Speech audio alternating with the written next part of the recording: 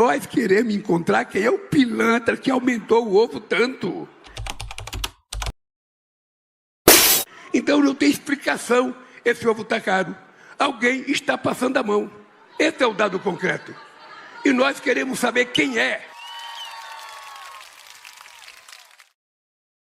Quem é? Porque não é possível no mês subir de 140 para 210.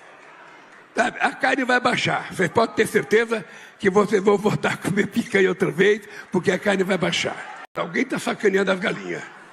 Alguém está sacaneando as galinhas. Sabe? Alguém pode ficar certo que está sacaneando as galinhas. Porque essas galinhas que botam ovo, elas ficam trancadas. Elas, coitadas, ficam pondo 3 ovos por dia. É só comendo, bebendo água e pondo ovo. Comendo, bebendo e pondo ovo. Sabe? Não deixa a coitada descansar e vem jogar a culpa em cima da galinha. Não.